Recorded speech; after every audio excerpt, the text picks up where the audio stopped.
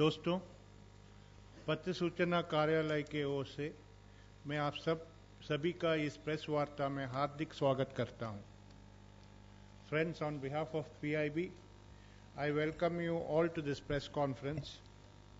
It's my privilege and honor to introduce the Union Minister for Water Resources, River Development and Ganga Rejuvenation, Sushri Uma Bharati ji. I extend a warm welcome to you, Madam. I also welcome Secretary Shri Alok Rawat, Additional Secretary Shri Amarjit Singh, Chairman Central Water Commission Shri A.B. Pandya, Mission Director National Mission on Clean Ganga Shri Rajiv Ranjan Mishra. Let me briefly explain the format of today's press conference.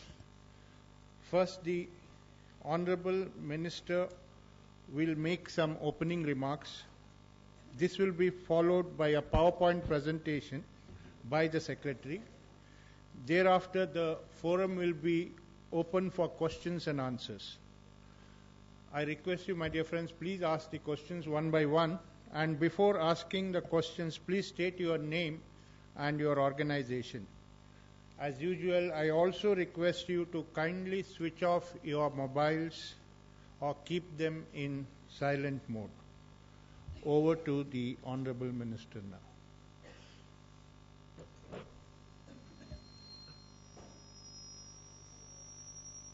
हम जिंदगी के पिछले हिस्से में लगातार मिले हैं, लेकिन आज मैं अपने विभाग के साथ एक नए स्वरूप में आपके सामने मौजूद हूं। हमारे विभाग के जो अधिकारीगण यहाँ हमारे साथ बैठे हैं, डीजी साहब ने उनका परिचय करा दिया है। कुछ अन्य अधिकारीगण भी यहाँ पर मौजूद हैं। हमारे जल संसाधन मंत्रालय ने अभी तक जो कार्य किए हैं और आगे के जो हमारे भविष्य के दृष्टिकोण हैं और योजनाएं हैं, उनके बारे में हमारे सचिव श्री रावत साहब आपको अवगत कराएंगे। मुझे तो इस बात की खुशी है, गर्व है और संतोष है कि मुझे जल संसाधन जैसा मंत्रालय मिला। मानव जीवन के पंच तत्वों में जल का बहुत महत्व है। आने वाली दुनिया के भविष्य के लिए भी जल का बहुत महत्व है और इस दृष्टि से यह मंत्रालय और फिर इसमें साथ में नदी विकास और गंगा संरक्षण का जुड़ जाना, इसने हमारे कार्यों का सम्मान बढ़ाया है, हमारा गौरव बढ़ाया है। इसमें हमने पुरानी योजनाओं के आधार पर हमने कुछ आगे बढ़ने की योजनाएं बनाई हैं जो आपके सामने अभी आएंगी। मैं एक बात आपको कह सकती हूं, हमारे जो प्रधानमंत्री हैं उनसे हमने एक बात सीखी, मुक्त हृदय से काम करने की। शॉर्टकट्स निकालो, लेकिन फ्लॉलेस शॉर्टकट्स निकालो। और जो पुरानी योजनाएं मैंने देखी, मैं आपको अपना अनुभव बताऊं जल संसाधन मंत्रालय का, और हमारे जल संसाधन मंत्रालय की जो सहयोगी संस्थाएं हैं, जिनके कुछ महत्वपूर्ण अधिकारीगण हमारे साथ यहां बैठे हुए हैं, उसके जो काम और योजनाएं हमने देखी हैं, वो वाकई इतनी सुंदर हैं। अब उन्हीं को आगे बढ़ाना, उन्हीं का विस्तार करना, नए प्रयास और पुराने आधार, इससे एक व्यापक दृष्टिकोण हम पूरे देश में जल के बारे में बना सकते हैं। इसमें जो एकदम नई सी चीज लग रही थी वो था गंगा संरक्षण। गंगा संरक्षण पर जिस तेजी के साथ सभी विभागों ने हमारा सहयोग किया, प्रधानमंत्री कार्यालय ने हमारा सहयोग किया और हमारे स्वयं के मंत्रालय ने जिस तेजी के साथ में काम किया, वह चमत्कारिक है। इस मामले में राज्यों से भी हमें सहयोग और समर्थन मिलने की पूरी स्थिति दिख रही है, जिनसे भी मेरी बातचीत होती है। क्योंकि गंगा संरक्षण एक ऐसा लक्ष्य है सामने जिसकी शुरू करने की तारीख तो हो सकती है, लेकिन समाप्त करने की तारीख नहीं हो सकती, क्योंकि जल निरंतर बहने वाला प्रवाह है। हां, कुछ इनिशिएटिव हैं जो प्रारंभ में हो सकते हैं, और उन्हीं को लेने के लिए हमें जिन राज्यों का सहयोग चाहिए, जिन मंत्रालयों का सहयोग चाहिए, उन्होंने बहुत तेजी के साथ हमें सहयोगों के प्रति आश्वस्त किया है, और प्रधानमंत्री कार्यालय से भी इस बारे में हमको पूर्ण सहयोग मिला है। इस मंत्रालय में आने के बाद जो बहुत महत्वपूर्ण चीज मेरी नजर में एक मंत्री के नाते में कहूंगी, इसके बाद में अपने सचिव महोदय को आमंत्रित करूंगी, वो लगी नदियों को जोड़ने की योजना। क्योंकि नदियों को जोड़ने की योजना यानी देश के असिंचित भूमि को सिंचित करना, जहां पीने के पानी का संकट है उसका निवारण करना, बाढ़ के पानी का सही उपयोग कर लेना, सकारात्मक उपयोग, और सूखा प्रभावित इलाकों तक वो पानी पहुंचा देना, और जल यातायात का मार्ग, जो कि शिपिंग मिनिस्ट्री को जिसकी योजना बनानी है, उनको वो सुविधा प्रदान कर देना। ये इतनी सुंदर योजना थी अटल बिहारी वाजपेयी जी के समय की, जिसको माननीय प्रधानमंत्री जी का हमें पूर्ण संरक्षण मिला, और इसमें हम काफी तेजी से आगे चले। जल संसाधन मंत्रालय की जो अन्य योजनाएं हैं, जिनके बारे में अभी हमारे सचिव महोदय आपको अवगत कराएंगे, उन योजनाओं में कुछ इतनी सुंदर बातें हमें मिली हैं। धरती के नीचे का पानी, धरती के ऊपर का पानी, बारिश का पानी, सूखे इलाकों में जितना पानी आया उसको रोक लेने की योजना, और इसके बारे में जितने भी देशों के राजदूत या मंत्रीगण मुझे स्वयं मिले, उन्होंने भी एक यूनिवर्सल ब्रदरहुड इस मामले में दिखाई है, चाहे पानी का मसला हो या गंगा जी का मसला हो। इसमें मुझे माननीय कोर्ट से भी बहुत सहयोग मिला। जब एक दिन मैंने टीवी पर पट्टी देखी कि ये तो 200 साल तक भी नहीं हो पाएगा, तो मैंने, आपको स्मरण होगा, मैंने टिप्पणी करने से इनकार कर दिया, क्योंकि मैं पहले माननीय कोर्ट का ऑर्डर पढ़ना चाहती थी। 2 दिन बाद जब मुझे कॉपी मिली तो मुझे लगा कि जैसे सारा विश्व गंगा जी के मामले में सहयोगी रुख अपनाए हुए है, माननीय कोर्ट भी उसी प्रकार से हमारे लिए संरक्षण देने के लिए तैयार है। ये 1985 की एक याचिका थी, जिस पर माननीय कोर्ट ने हमसे जो विवरण मांगा वो हमने उनको प्रस्तुत किया। और ये सही है कि 29 सालों की जो प्रगति थी, यद्यपि गंगा पर पहला प्रयास जो हुआ है वो 1912 में हुआ है, महामना मदन मोहन मालवीय जी के द्वारा, जब पहला बांध अंग्रेजों ने प्रस्तावित किया, और उस बांध का संशोधित रूप महामना मालवीय ने प्रस्तावित किया कि आप बांध बनाइए, लेकिन गंगा की धारा में पानी रहने दीजिए, मुख्य धारा में। तब से गंगा की धारा का उपयोग करने की चेष्टा प्रारंभ हुई, और उसके बाद से लेके जो उसका एकदम विकृत रूप जो आ गया वो 1985 तक आ गया। उसके कारण पिछली सरकारों ने बहुत चिंता की, और गंगा एक्शन प्लान बना, फिर गंगा रिवर बेसिन अथॉरिटी बनी, और उसमें बहुत प्रकार के कार्य करने की चेष्टा हुई। वो 29 साल अभी तक बीते उसमें, तो माननीय कोर्ट ने जब टिप्पणी की उन 29 सालों की कार्य प्रणाली पर, तो हमें, और साथ में उन्होंने एक आश्वासन दिया कि मंत्रालय जहां चाहे हम वहां उनका सहयोग करेंगे। इससे हमारा आत्मविश्वास बढ़ा, और हमें लगा कि वो हमारे लिए एक प्रकार से ईश्वर का वरदान हमें प्राप्त हुआ है। तो इसलिए 29 साल के साथ हमको 29 महीने तो आप दे ही दीजिएगा, ये मुझे मीडिया के लोगों से मेरा अनुरोध है, क्योंकि गंगा की विकृतियों की चेष्टा चली 1912 से 1985 तक, विकृतियों में संशोधन के प्रयास चले 1985 से लेकर अभी तक, और अब माननीय प्रधानमंत्री जी और सभी गंगा मिशन के साथ में जिन विभागों का कार्य हो सकता है संभव, जिनसे संपर्क हमें करने, उन सबके सहयोग से हम प्रयास करेंगे। और कुछ बातें मैं माननीय सचिव महोदय के प्रस्तुतिकरण के बारे बाद में आप सबको बताऊंगी। इतना मुझे इसलिए बताना जरूरी था क्योंकि आज की जो प्रेस थी वो हमारे विभाग के द्वारा हमारे अन्य कार्य प्रणालियों को भी प्रस्तुत करने की प्रेस है। अब हमारे माननीय सचिव महोदय आपके सामने प्रस्तुत करेंगे। धन्यवाद madam. Now I request the secretary to make his power point presentation.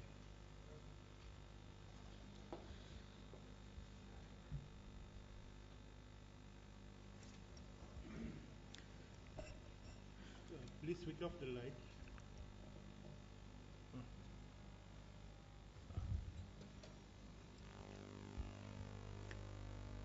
Honorable members of the sitting on the dais and colleagues from the print and the electronic media, this is a small 20-slide presentation, and on some of the items as they appear on the display screen, I'll add something to supplement what has been stated. Thank you. Next. You see, just go back. You see, our goal, the goal of this ministry is to optimize the national welfare and as also Ganga rejuvenation. Next. These are various attached and subordinate and autonomous bodies with us. Next. This slide indicates basically what has actually been achieved under some of the important schemes of this ministry. It does not indicate all the achievements that this ministry has been able to achieve, but some of the important ones have been flagged in this slide. Next. The instant slide indicates the new initiatives, and each of these initiatives have been dwelt upon in the respective slides as we go down the presentation, and they also flag what are the initiatives that have come around in the last few months in general and last 3 months in particular. Next slide. The interlinking of the rivers has been operationalized following a cabinet meeting, and Ken-Betwa result that has been depicted in red will be the first interlinking project that is being taken up. And it is very vital for the driest part of our country, that is Bundelkhand, the districts in Madhya Pradesh and in Uttar Pradesh.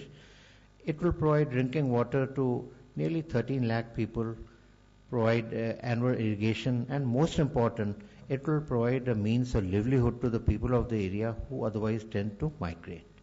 In this connection, I would like to mention that this interlinking had been there even during the British rule. There were certain schemes that were taken up, not very many, and in the question and answer session, in case you are interested, I'll make a mention about the schemes which were there during the colonial rule also. The other two schemes mentioned are, one is Daman Ganga Pinjal, which is basically meant to provide drinking water to the mega metropolis of Mumbai, and the third one is Par Tapi Nama, which will provide benefit to the areas of Saurashtra and Kutch. These are the schemes which are at a relatively advanced stage of formulation. Next. As I had mentioned, on 24 July 2004, a landmark decision was taken by the government, and apart from giving the go-ahead for taking up of Ken-Betwa link, it also set up a special committee to monitor the progress that is obtaining on the various links. Next. Now, this slide is integrated Ganga Conservation Mission, the Namami Gange. The work of Ganga rejuvenation was transferred to this ministry on 1st of August 2014. Notwithstanding the short period that the work has been with us, a lot of activities, a lot of milestones, a lot of hurdles have been crossed by the ministry, which is being depicted in this and the next slides.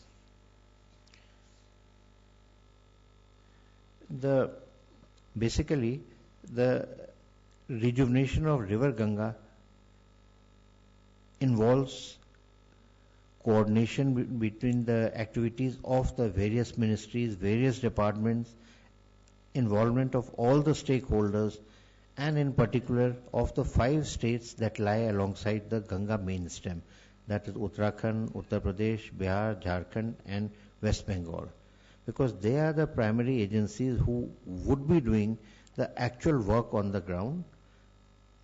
The people's participation was also ensured by first holding at Vigyan Bhavan the Ganga Manthan, it is a national level dialogue in the month of July, and then for getting the suggestions of the public, etc., the special website of National Mission on Clean Ganga was also launched earlier this month. The National Ganga River Basin Authority has been already reconstituted, and as mentioned under the, you jumped a slide, please go back. As a part of the short-term strategy, the concept is Aviral Dhara and Nirmal Dhara. Aviral means that there must be adequate flow of water in river Ganga, and Nirmal Dhara, that means the Dhara must be clean, the pollution free. The short-term strategy as mentioned is that whatever pollution is coming, whether it is household, whether it's a municipal waste, or it is sewerage, or it is coming from the industrial effluents, get taken care of. Certain actions had been taken earlier under Ganga Action Plan 1 and Ganga Action Plan 2. But the optimal results were not forthcoming. As such, it has been visualized that whatever sewage treatment plants have been constructed under the various programs or under domestic funding or external funding, there the optimal utilization of these has to be done. Whatever new sewage treatment plants or the sewage capacity is being set up, it must ensure that whatever water is treated, it is not again sent into river Ganga. Instead, it can be recycled and reused for industrial processes, for agriculture, etc. Similarly, the slurry that comes can be used after certain value addition as organic fertilizer. And in the anaerobic reaction which is taking place for this, certain energy generation possibilities which may provide the sewage treatment plant with about 50 to 60% of the power required for running would also get achieved. Then in the Nirmal Dhara, it has been mentioned that apart from actively involving the central and the state pollution control boards, demonstration projects at identified location for safe disposal of the flowers and other puja related materials are there. And in the budget, in the first budget of this government, an announcement had been made by the Honorable Finance Minister that at 7 places ghat developments would take place. It is envisaged, apart from ghat development at these 7 locations which have been identified, the riverfront management, riverfront development would take place on a larger scale on more than 7 places. Then the river Ganga is endowed with the quality that its water remains in pure and pristine forms even when you put it in the containers in a household. But what is happening while this quality is being seen in the upper reaches of river Ganga, as you go down the line due to pollution and other factors, this quality is no longer there. Studies have been commenced by NEERI, a body under CSIR, and it will take about a year's time, that the sedimentation analysis, the water quality, etc., what it is due to, and so forth. Next slide. The short-term strategy also involves preserving the aquatic life that is there, the river dolphins, the planktons, the gharials, the turtles, etc., whose numbers are getting depleted due to industrial pollution and other causes. Then the utilization of sand from the riverbed at many places is being done in a manner which is not scientific and is not optimally beneficial for the health of the river. The Ministry of Environment and Forests are looking into the matter. They have constituted a committee. for provisional requirement of the environment flow, a committee comprising the two ministries of environment and water resources at additional secretary level, and also in consultation with the learned academic from the IIT Kanpur, is also assessing the provisional environmental flow. Then for conservation of flora and afforestation activities, the Forest Research Institute of India is also providing inputs. During the last week, in the course of a visit by the Honorable Minister of Water Resources to the FRI, they have assured, at their FRI Dehradun, they have assured us of full cooperation. Similarly, another landmark achievement was involvement of Ayush Ministry, their National Medicinal Plant Board, for conservation of the medicinal plant in the upper reaches of Ganga. That is another initiative. And another thing which earlier was there in the upper reaches of Himalayas, were that the native species like bhoj, etc., which had a capacity for absorption of water, retaining it and releasing it during the summer months, it used to keep the small streams and the rivulets in the upper reaches of Uttarakhand flowing even during the lean months. But due to felling of these trees and their replacement by some other species, well, the water retention qualities went down, the slope stabilization went down. So another effort is try to restore the native species which were existing in the upper reaches of Himalayas in full consultation and with the help of Ministry of Environment and Forest. Next slide. In the medium term, it is recognized that there are a large number of urban habitations on the main stem of river Ganga. They are the localized causes of a substantial concentration of effluents, be it industrial influence, be it on account of municipal waste or the household sewage. So as many as 118 such urban habitations have been identified by the Ministry of Urban Development. The CPCB is also being involved in the exercise so that the objective of zero liquid discharge takes place. Now in this connection, I would like to mention that the industry, whereas for the sewerage, it is more or less a relatively standardized procedure. But when it comes to the industrial effluents, the requirements of treatment, the way you do the treatment would be different. For example, the effluent coming from leather would require a different type of approach. Something coming from the paper industry would require a different approach. Something coming from distilleries would require a different type of approach. Now, the long-term plan, basically, it hinges on the final report of a consortium of 7 IITs that had been set up by Ministry of Environment. They have given some interim report, but their provisionally final report is expected by end of this year. Now, once that report is there, then the ball can be set rolling for preparation of a long-term plan for rejuvenation of river Ganga. Next slide, please. Now, this is another important achievement, another milestone in the last few months. You see, the decision support system that is being mentioned, basically it means that the data on the various facets of the water sector, like the level of water, the river flow, etc., it is being put in the public domain. Earlier, only limited amount of data was being put in the public domain, but now, in the last few months, more and more layers of information are being added to Dwaris. And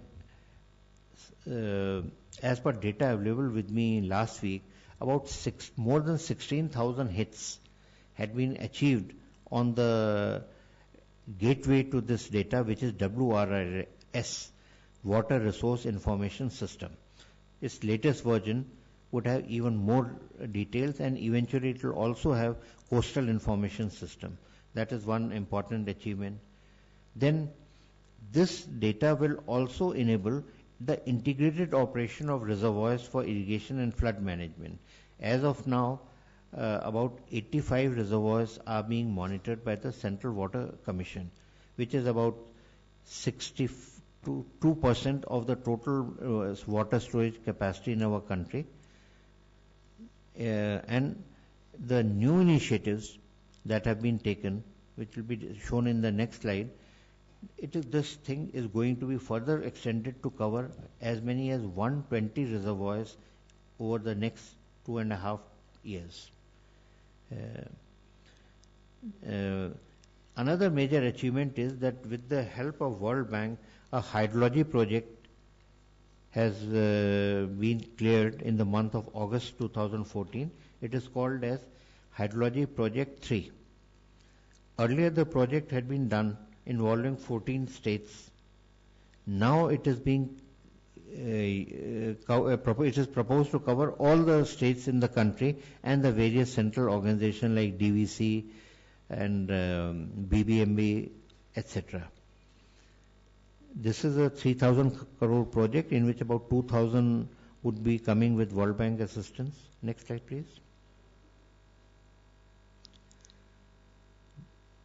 The WRIS, the Water Resource Information System that I mentioned, we have about 954 existing structure, out of which about 878 give you the discharge data, which on the basis of which the water level information is put by the CWC and shared with the various states and also put on the public domain.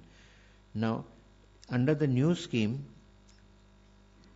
800 more sites are proposed to be taken up, which would add to the capacity of the Central Water Commission for giving more and more information, and it will also enhance the quality of water quality monitoring data strength that is available to us.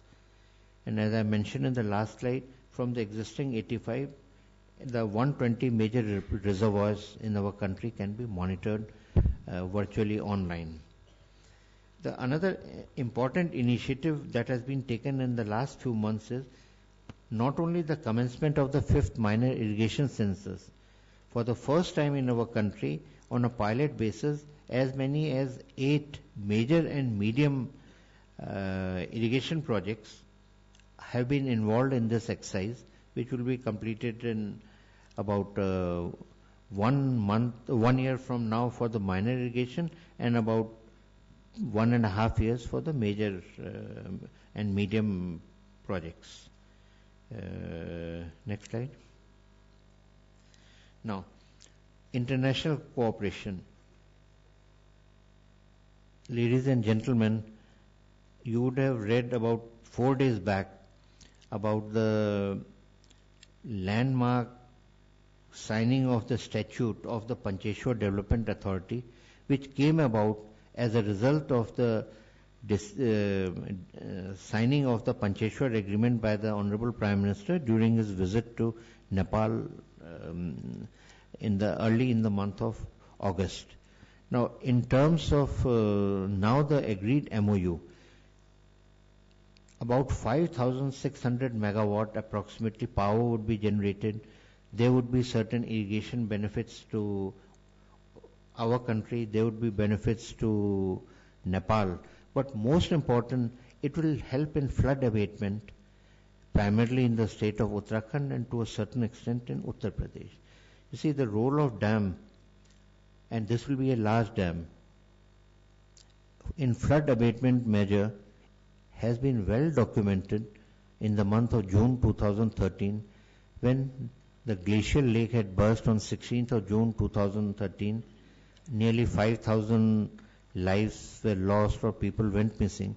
If Tehri Dam had not been there, Srinagar Dam had not been there, more than 1.5 million people living downstream, Haridwar, Roorkee, Muradabad, Saharanpur, and whole lot of properties would have faced the devastating fury of the surge of water. So the flood abatement aspect is also a crucial aspect of this Pancheshwar Treaty. Then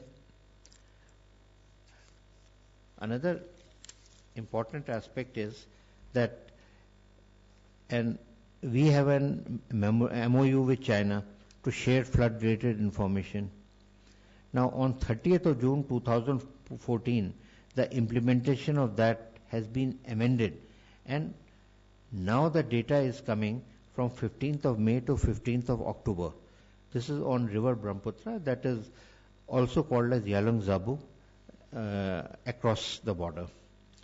There is also an MOU that has been signed between our Prime Minister and the Prime Minister of Australia earlier this month in the first week in the course of visit by the Australian PM. Next. This basically indicates what has been the potential created in our country in the field of irrigation, and how many of the traditional water bodies, these water bodies used to be the primary source of irrigation in the medieval times. And I believe in Al-Biruni's chronicles, when he came along with Muhammad bin Qasim in around 712 AD in Sindh and Rajasthan, it documents the existence of these water bodies even in those times. So the restoration of these bodies has also been given impetus and importance by the government.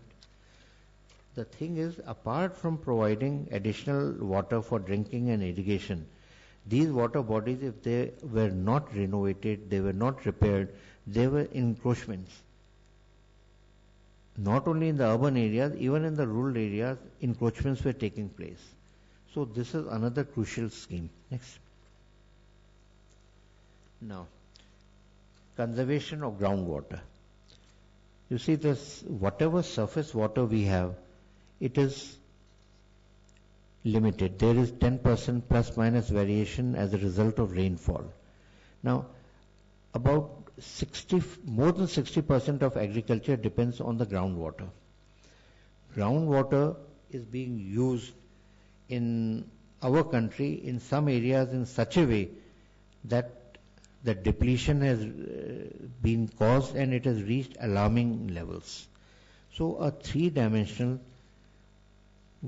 mapping of the underground water levels, the aquifers, is being taken up later this year.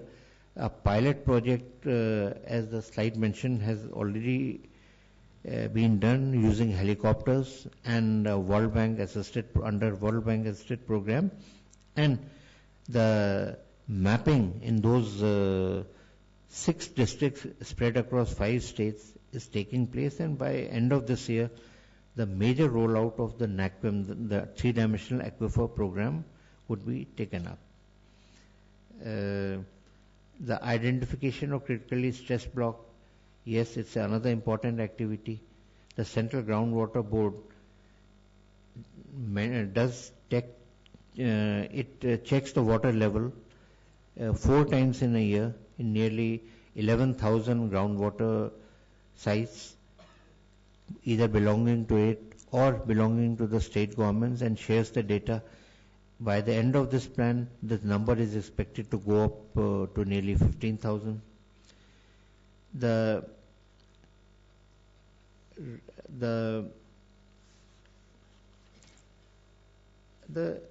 aquifer recharge has got another important component. You see, what happens is, if the water level is depleting at a rate more than what the rainwater can contribute, there is a need to introduce additional measures so that the rainwater can seep into the underground reservoirs. That is called rainwater harvesting. Now, many governments, most of the governments have enacted legislations, some part or maybe most of the states being covered, like new buildings mandatorily having water recharge structures, etc. So, aquifer recharge has been given prime importance by the government, And in the current year, under the Rural Employment Guarantee Scheme, certain funds have been earmarked by the government, about which the Ministry of Rural Development would be able to give you data more, as a part of this thing to take up these underground water recharging. What the ministry has done is that since the guidelines stipulate certain financial restrictions, we have prepared 6 model structures for the alluvial, for the boulder prone, for loamy and rocky areas, and fitted into MNREGA guidelines, given it to all the states, to the concerned ministry, Panchayati Raj, etc., so that these activities may take place. Next slide. You see, our country has got about 2,000 dams, and some of them, the maintenance not being what it ought to have been. A World Bank assisted program called as DRIP, Dam Rehabilitation Improvement Project, has been taken up in 223 dams spread across 5 participating states like Tamil Nadu, Madhya Pradesh, Odisha, Kerala, etc. And this is a 6-year project. This is expected to give more awareness about the specific requirements of the individual dams. Next. You see, as of now, we do not have a comprehensive plan for dam safety. Now, the ministry is proposing that a comprehensive plan for the safety of the dams, how to go about it, how to make the dam owners responsible, etc. It is being evolved, and in consultation with the states and the concerned ministries, we hope to be able to come in near future with a comprehensive plan for dam safety. Next slide. You see, as per our information, there are about 6 to 8 countries which hold the Water Week. It is held by Hungary, it is held by Turkey, it is held by Singapore, it is held by our country, it is held by Sweden, and so forth. Now, for the coming India Water Week, which will be there in January 2015, the earlier approach of sharing the water-related information and the best practices with the other countries is expected to be augmented by having a district level program involving seminars, public awareness, etc., with the various state governments. And we are happy to inform that apart from next slide please, apart from the Australian and Israeli side as the partner countries, a number of state governments, to take a few names, Maharashtra, Gujarat, Karnataka, Andhra, Sikkim, etc., have assured us that they will become partner states for this India Water Week. And as already mentioned, at the district level, the focus will be on Hamara Jila, Hamara Jal, and people's participation, including students, which sought to be involved for creating awareness. Next point, please. About the national water policy, ladies and gentlemen, you would all be aware. Couple of points in that I will just reiterate. The portion of the river that is required to meet the ecological needs is very essential. You see, globally, whether it is in Europe or in our near neighborhood, the concept of ecological flow, that is a certain minimum flow for the environmental health of a river, has been well recognized. So, the ministry is taking action in pursuance of this, for having ecological and environmental flow, not only in river Ganga, but extend this to other rivers also. Now, the adaptation of the various climate change technologies like water conservation, using of drip or sprinkler irrigation, or benchmarking of various types of water users is also a part of the national water policy. Next slide, please. The importance that is allocated to the water resource sector is indicated in this slide. That means more than 558% in jump has taken place in the 12 plan allocation as against the 11 plan allocation.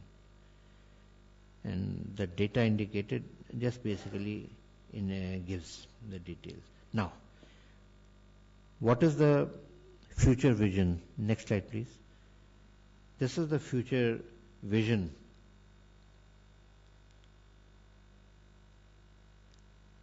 Nirmal Aviral Ganga already mentioned, making sure that the every drop of water that reaches the fields is optimally utilized through command area, conservation of the existing water bodies and groundwater. And one of the problems was that about 70 to 78% of the irrigation potential was generally being utilized, which was primarily due to either relative lack of maintenance by the user beneficiaries, or more importantly, earlier the irrigation system used to be completed, but the field level work, command area development program, was not getting done. Now it has been decided that the two schemes will be implemented in a pari passu manner, that is simultaneously. That will make sure that until and unless the command area, that is the field channel level work, has been done, the portion of the central assistance that flows under AIBP to the states will not get released. About aquifer, I already mentioned the NAQUIM project, the latest technology for water resource and flood management. I already mentioned, like the Dwaris, the 800 new observation sites, etc. Now, the plan for dam safety also I mentioned. I think last is the most important slide. Next slide. Thank you. Thank you, sir. Now the floor is open for questions. I request you to restrict your questions on the topic of today, the ministry concern. Yeah, we'll start with this lady. Yes. हमारे प्रस्तुतिकरण के बाद में भी मुझे 2 minute कुछ कहना है. मैंने सोचा था कि मैं पहले प्रारंभिक स्थिति में कहूंगी और उसके बाद दोबारा जब हमारे माननीय सचिव महोदय समाप्त कर देंगे तो मैं 2 मिनट कुछ कहूंगी, ओपनिंग रिमार्क्स. मैं सबसे पहले तो सचिव महोदय जी का आभार व्यक्त करती हूं कि जल जैसे व्यापक विषय को उन्होंने बहुत संक्षिप्त तरीके से और बहुत विद्वत्तापूर्ण तरीके से प्रस्तुत किया है. यहाँ पर हमारे 2 PSU भी बैठे हुए हैं, एक वेबकोस और एक NPCC, क्योंकि हमारे PSU भी बहुत अच्छा काम कर रहे हैं. वेबकोस की एक बहुत बड़ी प्रतिष्ठा है अंतर्राष्ट्रीय स्तर पर. और मैं फिर से अपने ओपनिंग रिमार्क्स में जो बातें सचिव महोदय ने व्यक्त की हैं, जल एक ऐसा विषय है जिसका बहुत विस्तार है, लेकिन उन्होंने उसको बहुत संक्षिप्त में और बहुत विद्वत्तापूर्ण तरीके से प्रस्तुत किया है. इसमें जल संसाधन, तो जल संसाधन में ऊपर जमा हुआ पानी CWC, जमीन के नीचे का पानी ग्राउंड वाटर बोर्ड, और बहता हुआ पानी NWDA. अब ये तीनों विंग और इनके साथ जुड़े हुए दूसरे, मैंने उन सबको कहा है कि अब लेटेस्ट टेक्नोलॉजी का उपयोग करो. पानी जहां इकट्ठा कर रहे हो वहां ज्यादा से ज्यादा कैसे इकट्ठा हो सके, नदियों का सर्वाधिक अच्छे से अच्छा उपयोग कैसे हो सके. इसी प्रकार से पहला हो गया वाटर रिसोर्स, दूसरा हो गया रिवर डेवलपमेंट, जिसके सबसे महत्वपूर्ण हाईलाइट हो गई इंटरलिंकिंग. और अगर तीसों लिंक को हम जोड़ सके तो भारत की बिजली की मांग और भारत की सिंचाई की मांग तो हम पूरी करेंगे ही, पीने के पानी की भी हम पूरी पूर्ति कर सकेंगे. इसमें इंटरनेशनल बॉर्डर्स को हम नहीं छेड़ेंगे और इसमें जिन राज्यों की सहमति नहीं होगी उन प्रोजेक्ट्स को हम टेकअप नहीं करेंगे. राज्यों की सहमति और इंटरनेशनल बॉर्डर्स की मर्यादाओं का पालन करते हुए ही हम अपने 30 लिंक को जोड़ेंगे. ये बात हुई रिवर डेवलपमेंट के बारे में। गंगा संरक्षण, जल संसाधन, नदी विकास और गंगा संरक्षण, इसमें जल संसाधन में AIBP और RRR में भी हम सभी राज्यों के सिंचाई मंत्रियों और सचिवों को बुला करके उसमें और नए संशोधन करके और उसको ज्यादा इफेक्टिव कैसे बनाया जाए, इसकी तैयारी हमारी लगभग पूरी है और हम बहुत जल्दी उसके इफेक्टिव मेजर्स लेने वाले हैं।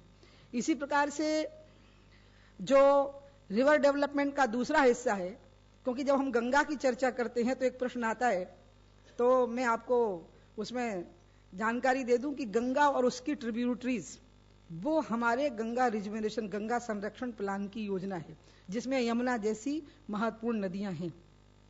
साबरमती के किनारे पे प्रधानमंत्री जी हमारे चीन के मेहमान को लेकर के गए, तो मुझे यकीन है कि हम कभी दिल्ली में भी हमारे प्रधानमंत्री किसी देश के राष्ट्रपति या प्रधानमंत्री को जमुना के किनारे पर इसी प्रकार से ले जा सकें, ऐसी जमुना हम देख सकें, इसके बारे में हमारी दिल्ली के LG साहब से, DDA की अथॉरिटी से और सबसे बात चल रही है।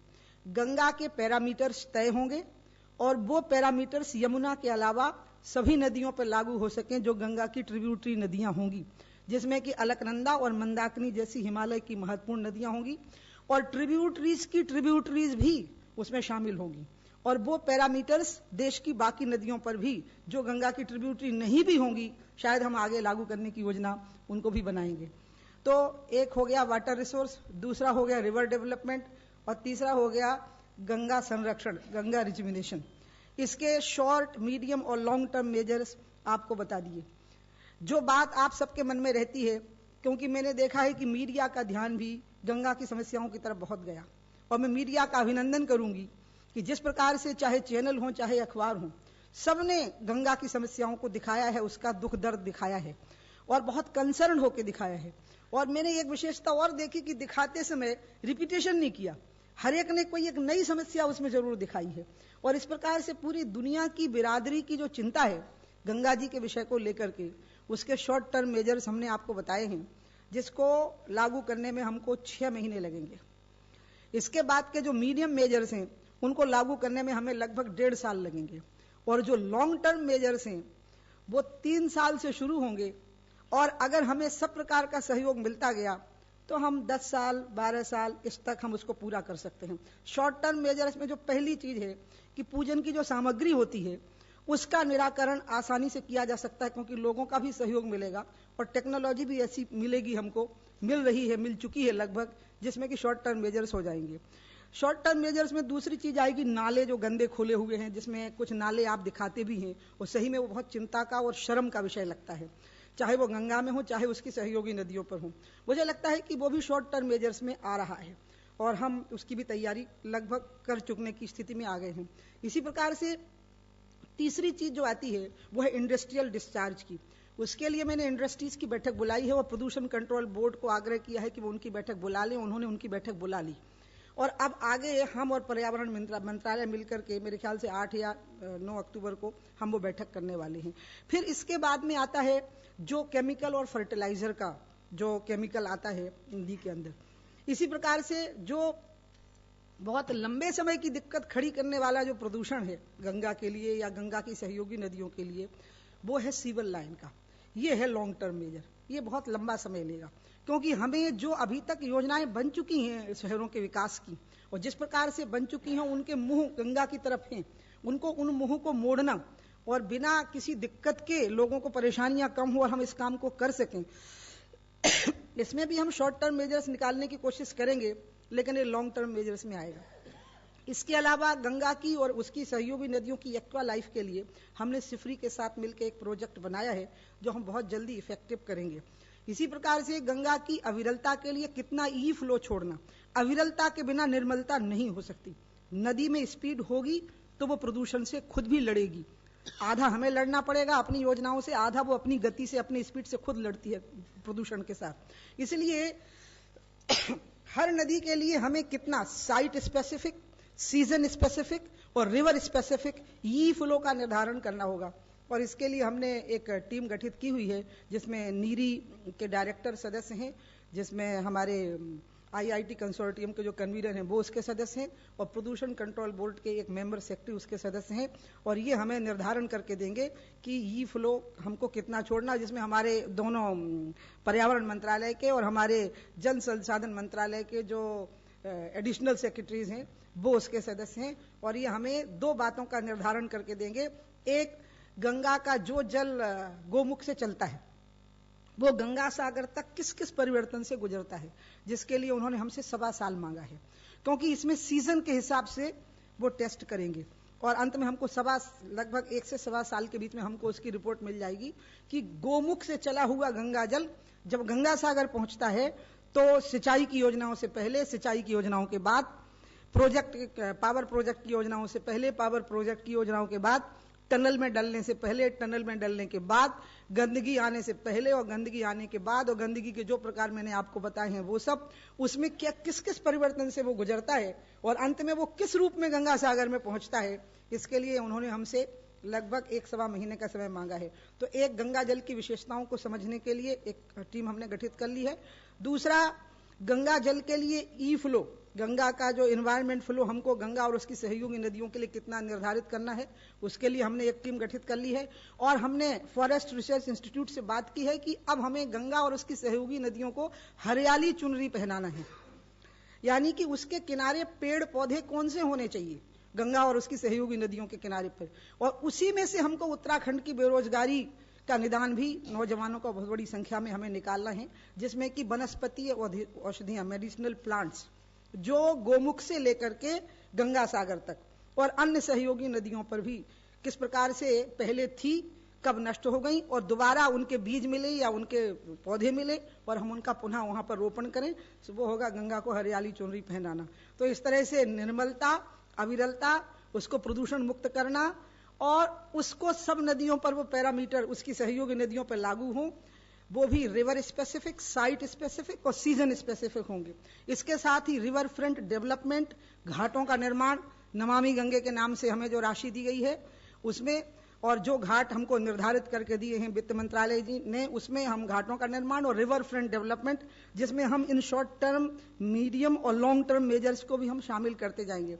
जो आखिरी चीज मैं आपको कहना चाहती हूँ, जिसमें हमें मीडिया का और पूरी दुनिया का हमको सहयोग का मैं आह्वान करूंगी, और वो ये होगा कि जब हम ये कर रहे होंगे, करने वाले होंगे और कर चुके होंगे, तो जो सबसे बड़ी चीज की जरूरत है, जो प्रधानमंत्री जी ने जो गुरु मंत्र दिया है पार्लियामेंट के अपने पहले भाषण में, प्रधानमंत्री की हैसियत से जो उन्होंने बोला है कि विकास को जन आंदोलन बनाना है, तो गंगा की अविरलता, निर्मलता और हरियाली चुनरी को सुनिश्चित करने के बाद और उन पैरामीटर्स को हम साथ में ही दूसरी नदियों पर भी, यमुना जैसी नदियों पर लागू करते जाएंगे, उसके बाद उसको वैसा बनाए रखना, क्योंकि मैंने आपको कहा कि जल एक निरंतर बहने वाला प्रवाह है, तो इन समस्याओं से वो पुनः भी कभी जूझने की स्थिति में आ सकता है। तो उसको बनाए रखने में हमें पूरे विश्व के नागरिकों का सहयोग चाहिए, ना सिर्फ भारत के नागरिकों का बल्कि विश्व के नागरिकों का सहयोग चाहिए। और उसी सहयोग की दृष्टि से अंत में हम एक ऐसे संगठन के गठन की तैयारी कर रहे हैं जो एक रेड क्रॉस या अन्य किसी इस प्रकार के जो ऑर्गेनाइजेशंस के प्रयोग हुए हैं उस तर्ज पे होगा, और जिसमें हम इको टास्क फोर्स जो आर्मी की एक विंग होती है उनका भी हम सहयोग ले सकते हैं और आम जनता भी उसके साथ हिस्सेदार हो जाए। और इस तरह से अंत में जो सबसे महत्वपूर्ण चीज होगी वो यही होगी। और इसलिए आखिरी में जो आपको मैं 2 लाइनों में कह रही हूं कि एक बार मोदी जी की सरकार गंगा और उसकी सहयोगी नदियों को अविरल और निर्मल करके सौंपेगी जरूर। इसमें शॉर्ट टर्म मेजर्स 6 महीने के, मीडियम मेजर्स 1.5 से 2.5 साल के, लॉन्ग टर्म मेजर्स का टेक ऑफ 3 साल से 6 साल के बीच का, लेकिन परिणाम हम आपको 3 साल में दिखाएंगे। 10 साल में हम साबरमती जैसा भी दिखा सकते हैं कि कोई प्रधानमंत्री या राष्ट्रपति चाय पी रहा होगा हमारे प्रधानमंत्री के साथ दिल्ली में यमुना के किनारे पर। लेकिन इसके बाद कि ये जो धरोहर होगी उसको बनाए रखना वो भारतीय समाज का और विश्व बिरादरी का होगा। सरकारों ने अपनी गलत योजनाएं से समस्याएं खड़ी की हैं। अब इसलिए हमारे प्रधानमंत्री जी ने गंगा पुनरुद्धार शब्द निकाल दिया, क्योंकि हमने तो प्रायश्चित करना है, हमने उद्धार नहीं करना है। हमारी योजनाओं की खामियों से हमने नदियों को प्रदूषित किया है। इसलिए अब जो कार्यक्रम है उसका नाम उद्धार नहीं हो सकता है, क्योंकि हमने ही गलती की है, पाप हमने किए हैं। हमारी सरकारी योजनाओं के, चाहे रूरल सैनिटेशन हो, चाहे अर्बन सैनिटेशन हो, चाहे इंडस्ट्री हो, चाहे कोई भी डेवलपमेंट हो, जो भी हुआ वो रिवर फ्रेंडली नहीं हुआ नदियों के किनारे पर। उसका परिणाम गंगा में भी मिला और अन्य नदियों में भी देखने को मिला। एक बार वो नदियां, गंगा और उसकी सहयोगी नदियां अविरल और निर्मल करके भारत को और विश्व को मोदी जी सौंपेंगे, लेकिन फिर उनको वैसा बनाए रखना, उसमें जन भागीदारी और विकास को जन आंदोलन बनाना, यही मंत्र कारगर होगा। उसमें मीडिया का भी बहुत बड़ा रोल होगा। ये आज मुझे आप लोगों से कहना है। Please ask madam your question first. We'll come to you one by one. Thank you so much. My question is on the presentation. Also, since the central, the CWC comes under the Water Resources Ministry, and in the recent floods in Jammu and Kashmir, we read that there was no flood forecasting in that area. So is the ministry planning to correct this situation? Because this is a very serious thing that there is no flood forecasting, not only in J&K, but also in the rest, other parts of the country. So I want to know if there's any current plan to rectify this, one. And my second question is on the river linking on the Ken-Betwa project. I understand that large tracts of forests are going to be submerged. Has this project received forest clearance, and what is the compensatory afforestation envisaged? Thank you. आपने जो पहली बात कही है, 16 जून को जो मैंने press ली थी, जिसमें उत्तराखंड में जो ट्रेजेडी हुई थी, उन हुतात्माओं को श्रद्धांजलि अर्पित करते हुए हमने कहा था कि हम फोरकास्ट सिस्टम को इजाद करेंगे, जिससे कि फ्लड फोरकास्टिंग हो सके और समय से पहले लोग स्थान छोड़ सकें। तो धन हानि भले ही हो, लेकिन जन हानि ना होने पावे। संपत्ति भले ही नष्ट हो, लेकिन व्यक्ति, पशु और जनजीवन बचाया जा सके। उस दृष्टि से हमने उस विषय पर काम करना शुरू किया है। हमारे जो CWC के हेड हैं पांड्या साहब, वो इसका जवाब देंगे। जो इंटरलिंकिंग के बारे में जो बात आपने कही है, जिसमें कि पर्यावरण की और वन की कुछ आपत्तियों की बात कही है, उन आपत्तियों के निराकरण के रास्ते निकाल दिए गए हैं और इसके बाद में मुझे लगता है कि हम उसको बड़ी आसानी से अब आगे बढ़ा सकेंगे। इसके बारे में कोई विशेष बात आपको बतानी होगी तो हमारे एडिशनल सेक्रेटरी महोदय यहाँ बैठे हैं, जो इंटरलिंकिंग का काम देख रहे हैं एडिशनल सेक्रेटरी की हैसियत से, वो इसका उत्तर देंगे। पांडे साहब।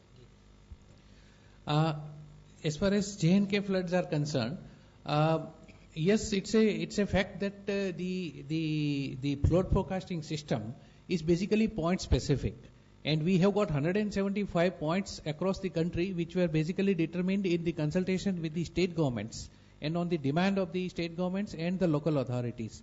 Now, in case of the Indus Basin, the focus was on the data transfer and on the measurement of the data for the meeting our international obligations. So our focus has remained on that. However, we have been measuring these values, and these values were time to time are being passed on to the concerned state government.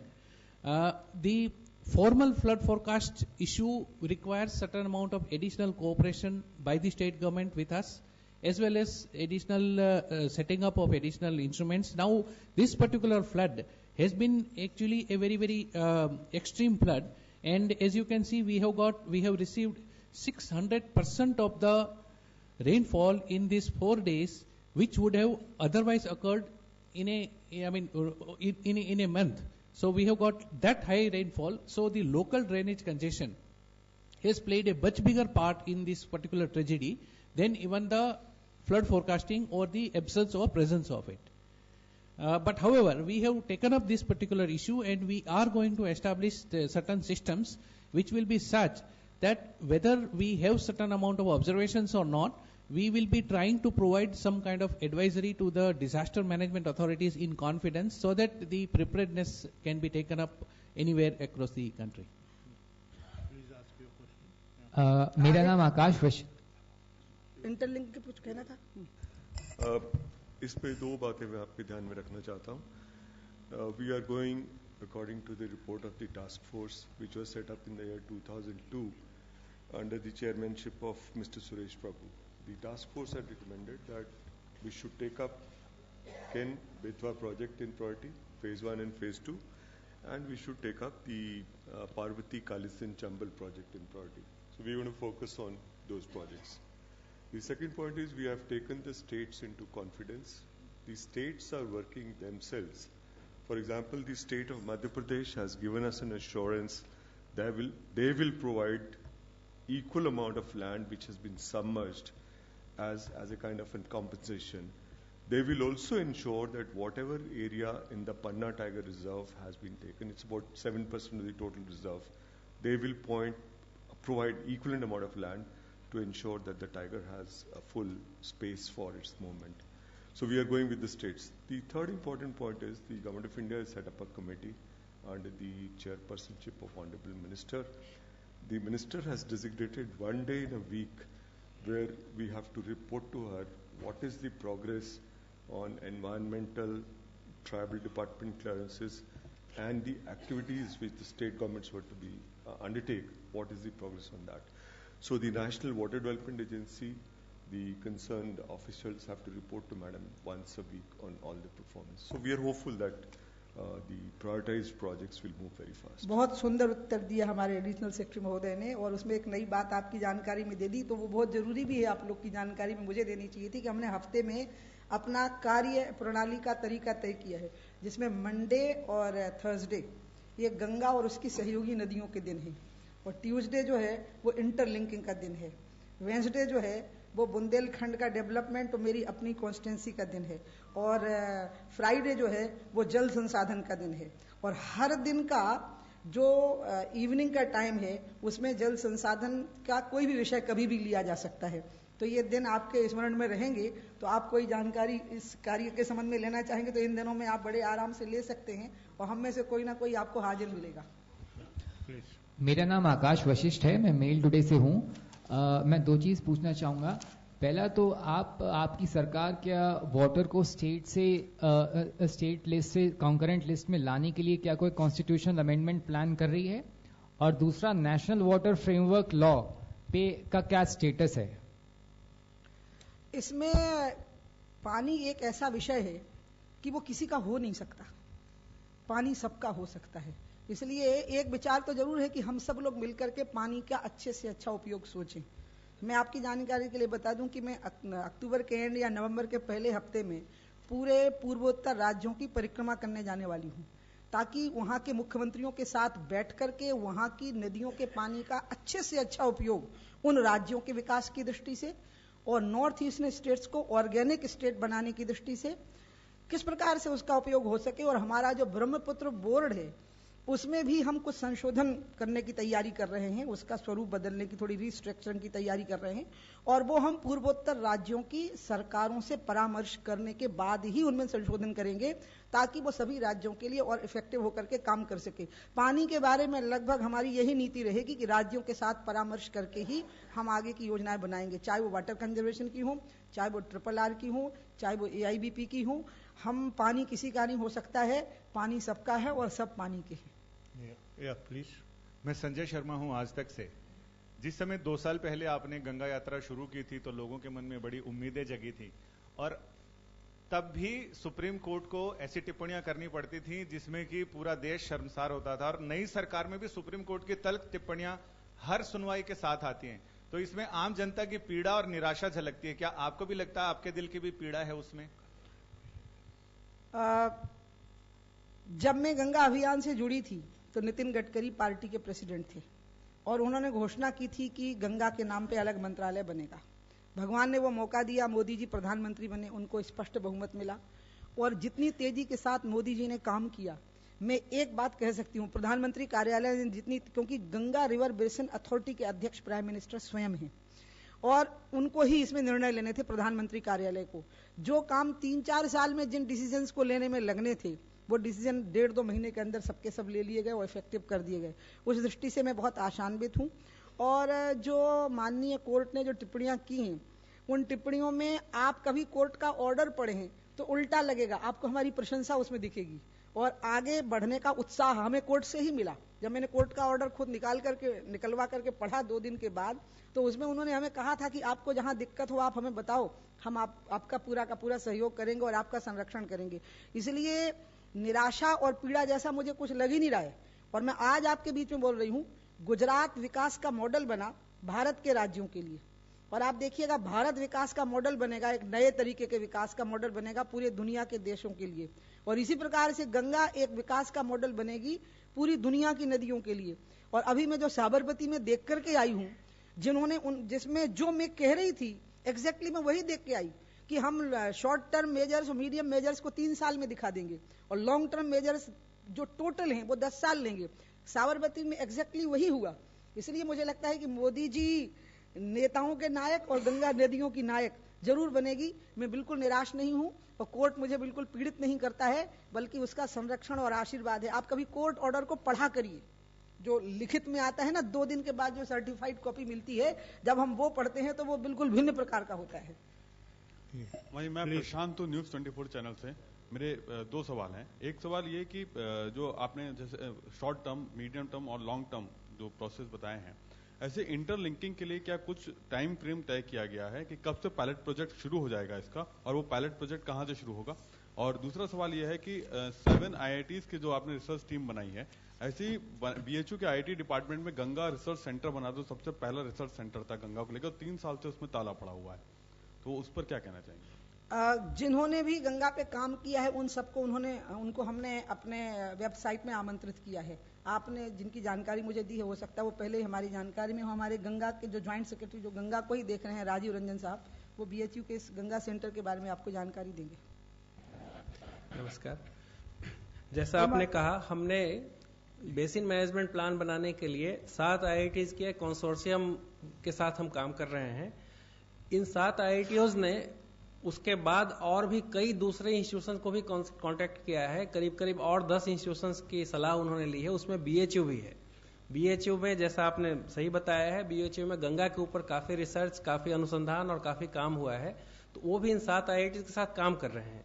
जहां तक एक particular कोई centre के बंद होने का सवाल है, ये हमारे दृष्टि में भी आया है, तो वो मेरे ख्याल से यूनिवर्सिटी अथॉरिटीज का एक निर्णय है जो एक सेंटर को बंद करके उसके बदले कुछ और तरीके से काम करना चाह रहे हैं। हालांकि हमने उसमें भी राज्य सरकार की भी राय के लिए लिखा है और हम उनसे चर्चा कर रहे हैं कि सेंटर के लिए क्या इसका स्वरूप होना चाहिए भविष्य में। आपने इंटरलिंकिंग के बारे में जो बात कही थी वो छूट गई। इंटरलिंकिंग में हमने जैसा कि आपको कहा कि हम अंतर्राष्ट्रीय मर्यादाओं का उल्लंघन नहीं करेंगे, हम पर्यावरण के नियमों का उल्लंघन नहीं करेंगे और हम राज्यों की सहमति से चलेंगे। और अगर हम ये कर सके तो मुझे लग रहा है कि हम 34,000 मेगावाट बिजली का जनरेशन कर सकेंगे और लगभग 27 लाख हेक्टेयर जमीन को हम सिंचित कर सकेंगे, 37 लाख हेक्टेयर जमीन को हम सिंचित कर सकेंगे। और ये एक बहुत बड़ी उपलब्धि होगी। और इसको पूरा करने में अगर कोई बाधा नहीं आई, बिना किसी बाधा के पहले लिंक के साथ अगर हमने टेक ऑफ किया, लेकिन हमने पहले लिंक के साथ टेक ऑफ करने के अलावा हमने दूसरे लिंक पर भी अपने इनिशिएटिव लेने शुरू कर दिए हैं, तीनों विषयों को लेकर। पर्यावरण के नियमों का उल्लंघन ना हो और राज्यों की सहमति बने, तो हमें इसमें 7 साल 10 साल इससे आगे का नहीं लगता। अब बाकी जैसा कि मैंने आपको कहा कि पानी एक ऐसा विषय है जिसकी पहली तिथि हम बता सकते हैं, आखिरी हमें पता नहीं होती, प्रकृति को पता होती है। पूर्णिमा त्रिपाठी, फ्रंटलाइन से। उमा जी, मैं आपसे जानना चाहती हूँ कि हमने डैम्स की बात की और डैम सेफ्टी और रिवर फ्लो की भी बात आपने की, लेकिन एक चीज पे गवर्नमेंट की पॉलिसी क्लियर नहीं है। डैम्स के कंटिन्यूएशन पे जो गोमुख से उत्तरकाशी तक का 100 किलोमीटर का जो एरिया था, उसको पहली सरकार ने डैम्स के लिए बैन कर दिया था, उसको इको सेंसिटिव जोन डिक्लेयर कर दिया था। तो वो जो ऑनगोइंग काम था उस एरिया में वो बंद पड़ा है। तो उसके ऊपर आपकी पॉलिसी हमें पता नहीं है, आप लोगों का उसको रिव्यू करने का प्लान है या उसमें और क्या सोचते हैं? बिसाइड्स उस बेसिन के अलावा और रिवर बेसिन जो गंगा की ट्रिब्यूटरीज की हैं, उसमें भी ऑनगोइंग काम चल रहा है, अभी बंद नहीं किया गया है। तो वो अविरल धारा जो आप कह रही हैं वो कैसे इंश्योर होगा जब तक कि गंगा का फ्लो इंश्योर नहीं होगा? डैम्स की वजह से हमने देखा है फ्लो को बहुत डिसरप्शन पहुंचा है उस एरिया में। और एक और सवाल नहीं please, one, I mean there are others, please give others also a chance. One is enough. पहली बात है जो मटेरियल वहां पड़ा है उसके बारे में जिन विभागों को चिंता करनी है उनको मैंने साउंड कर दिया है और वो उस बारे में चिंता कर रहे हैं। दूसरी बात, जो ई फ्लो का निर्धारण होना है उसमें दोनों विभागों के, पर्यावरण विभाग के एडिशनल सेक्रेटरी और जल संसाधन विभाग के एडिशनल सेक्रेटरी और IIT कंसोर्टियम के जो कन्वीनर हैं, वो तीनों मिलकर के ई फ्लो का निर्धारण कर रहे हैं और ई फ्लो के निर्धारण में किसी को कोई आपत्ति नहीं है। जो उन राज्यों के मुख्यमंत्री हैं उनको भी नहीं है और अन्य विभागों को भी नहीं है। और इसके अलावा हमने जो पंचेश्वर की अभी प्रधानमंत्री जी के नेपाल यात्रा के समय पर जो सहमति हुई है उससे बहुत सारी चीज़ों की क्षतिपूर्ति होनी है। मुझे लगता है कि अविरल गंगा में, जैसा कि आपने बिल्कुल सही कहा कि ई फ्लो के निर्धारण के बिना, अविरलता के बिना निर्मलता की बात नहीं की जा सकती है। इसलिए अविरलता और निर्मलता दोनों के निदान एक साथ निकालने होंगे और वही निकालने की हमने तैयारी कर ली है। सो अविरलता के लिए जैसा कि मैंने आपको कहा कि हम IIT कंसोर्टियम की रिपोर्ट का हम वेट कर रहे हैं दिसंबर को, लेकिन इसके पहले अविरलता के निर्धारण की पानी की मात्रा कितना % हो, इसके लिए दोनों एडिशनल सेक्रेटरीज बैठेंगे।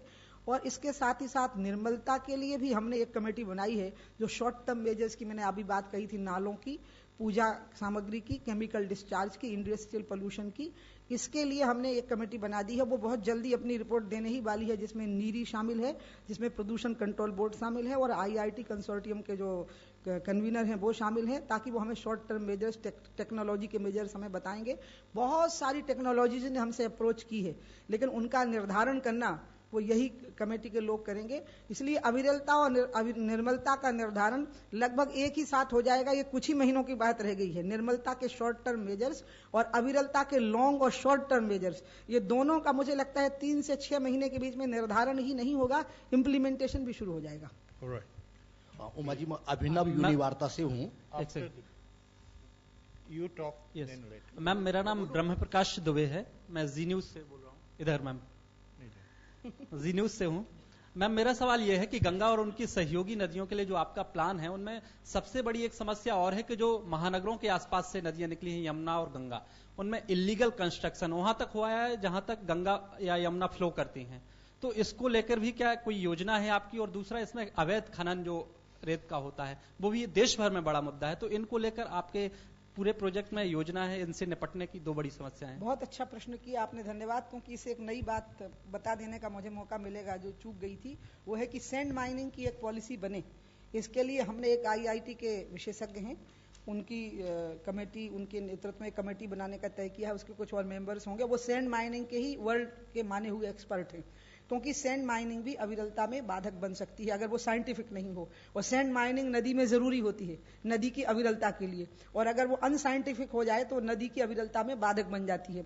इसलिए आपने बहुत अच्छी बात कही है और इसका भी निर्धारण मैंने जैसा कि आपको कहा कि सबकी कमेटियां बन चुकी हैं, अब वो अपनी रिपोर्ट देना शुरू करेंगी। सैंड माइनिंग की भी रिपोर्ट आएगी, शॉर्ट टर्म की निर्मलता की भी रिपोर्ट और कौन सी टेक्नोलॉजी की अप्रोच करनी है वो आ जाएगी, और अविरलता के बारे में भी अभी के मेजर्स हमें शॉर्ट टर्म क्या लेने हैं वो भी आ जाएगी। और जब लॉन्ग टर्म मेजर्स अविरलता के आएंगे तो इरिगेशन पोटेंशियल प्रभावित ना हो उसके भी मेजर्स हम ले रहे हैं, जिसके बारे में मैं अगली प्रेस कॉन्फ्रेंस कभी 6-7 महीने के बाद लूंगी और उसमें आप सबका सहयोग भी लूंगी।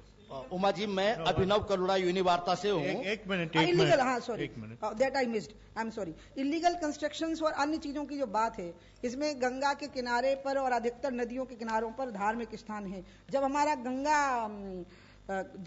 गंगा मंथन हुआ तो उसमें बहुत साधु संतों को हमने आमंत्रित किया और लगभग सभी पूजा विधियों के प्रतिनिधि हमारे यहाँ उपस्थित हुए, और उन सब ने हमको कहा है कि इस विषय में आप जो निर्णय करेंगे गंगा की अविरलता और निर्मलता के लिए, उसमें हमें जो चेंजेस करने पड़ेंगे रिवर फ्रंट पर वो हम करेंगे, अपनी तरफ से हम स्वयं करेंगे। और जब वह करेंगे तो बाकी के जो लोग हैं वो अपने आप उसका फॉलो अप करेंगे। और इस बारे में हमको हरिद्वार, वाराणसी, प्रयाग, सब तरफ के जितने भी धार्मिक आस्था रखने वाले जितनी भी पूजा विधियों के लोग थे वो सब उसमें उपस्थित थे, और इस दृष्टि से हम जो भी प्लान करेंगे वो हमारा सहयोग करेंगे।